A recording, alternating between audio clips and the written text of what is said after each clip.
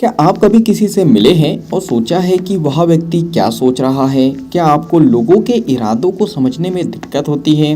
क्या आप दूसरों के हाव भाव और बॉडी लैंग्वेज को सही से समझना चाहते हैं? अगर हाँ, तो आज हम पैट्रिक किंग की किताब read people like a book की समरी पर चर्चा करेंगे। यह किताब सिखाती है कि कैसे आप लोगों के विचार, भावनाएं और इरादों को पढ़ सकते हैं बिना एक भी शब्द कहे। तो चलिए जानते हैं कैसे दूसरों की बॉडी लैंग्वेज, माइक्रो एक्सप्रेशन और बातचीत की शैली को समझकर हम उनके दिमाग को एक किताब की तरह पढ़ सकते हैं। चैप्टर नंबर 1, लोगों को पढ़ने की कला।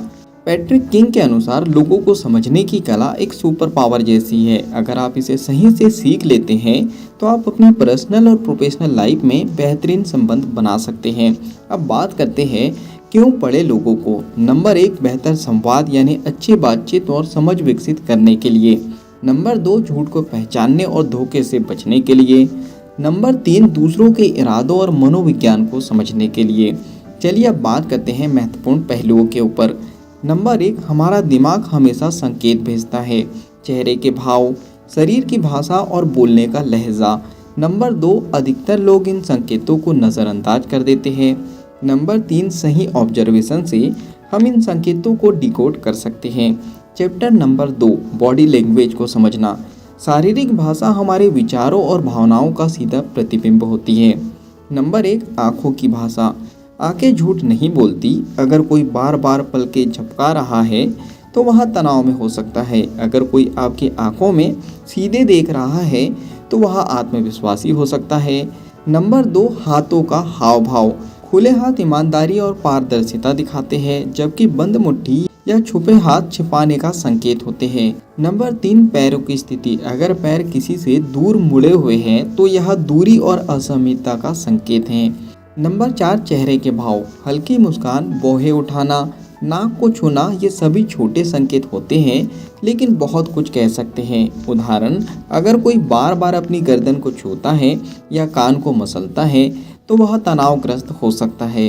चैप्टर नंबर 3, माइक्रो एक्सप्रेशन को समझे। माइक्रो एक्सप्रेशन बहुत छोटे और तीव्र हाव भाव होते हैं जो सिर्फ एक सेकंड के लिए दिखाई देते हैं। नंबर 1, गुस्सा, भौहें सिकुड़ना और नथुने पकड़ना। नंबर 2, खुशी, आंखों के कोनों पर झुर्रियां। नंबर 3, डर, आंखें बड़ी होना और होठों का दबना। नंबर 4, अविश्वास, होठों को बगल की ओर मोड़ना।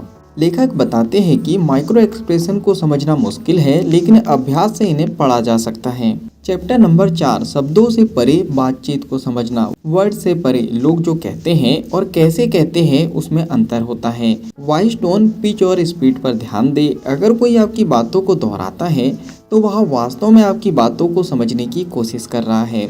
चलिए अब बात करते हैं झूठ की कैसे पहचान करें। नंबर 1, अगर कोई बहुत ज़्यादा डिटेल बताने लगता है तो वह झूठ बोल सकता है। नंबर 2, सवालों का जवाब देने में हिचकिचाहट झूठ का संकेत हो सकता है। नंबर 3, अगर किसी का वॉइस टोन अचानक बदल जाता है तो वह भावनाओं को छुपाने का संकेत है। चैप्टर नंबर 5, इंसान की सोच को डिकोड करना। सिस्टम 1 और सिस्टम 2। सिस्टम नंबर 1, तेज, भावनात्मक और सहज निर्णय लेने वाला हिस्सा। सिस्टम नंबर 2, धीमा, सोचने समझने वाला और तर्क संगत हिस्सा। ध्यान दें, लोग पहले इंस्टेंट यानी तुरंत प्रतिक्रिया देते हैं और फिर उसे तर्क के माध्यम से जस्टिफाई करते हैं। अगर कोई आपकी बातों पर तुरंत सहमत हो जाता है तो उसका पहला इंस्टेंट असली है।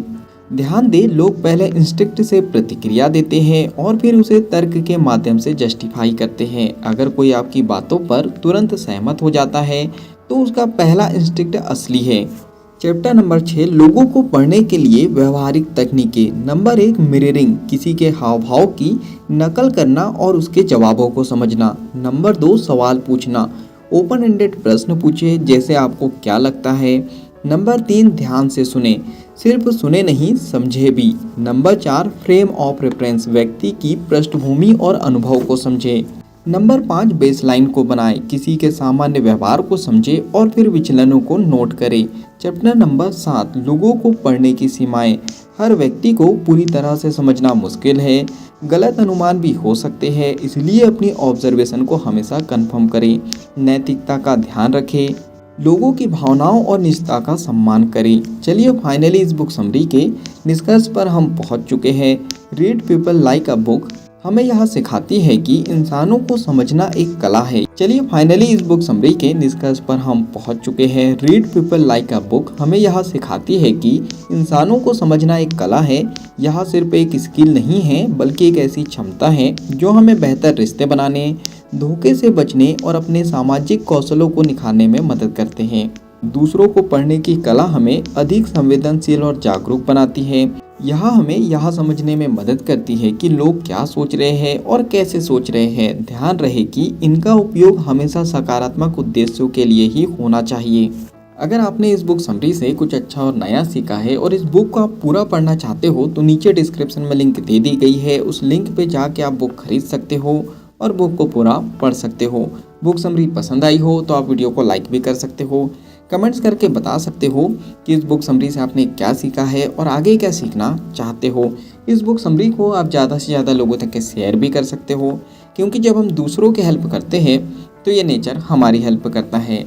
अगर आप चाहते हो कि ऐसी ही वैल्यूबल बुक समरी आपको रेगुलर मिलते रहे तो जल्दी से चैनल को सब्सक्राइब कर दीजिए, बेल आइकन को दबा दीजिए ताकि जब भी ऐसी वैल्यूबल बुक समरी आए उसकी नोटिफिकेशन सबसे पहले आपको मिल जाए। बाकी हम लोग मिलेंगे अगली बुक समरी में इसी तरह हंसते हुए, मुस्कुराते हुए, लाइफ में आगे बढ़ते हुए और कुछ नया नया सीखते हुए। जब तक के लिए thank you so much, bye bye and go for success.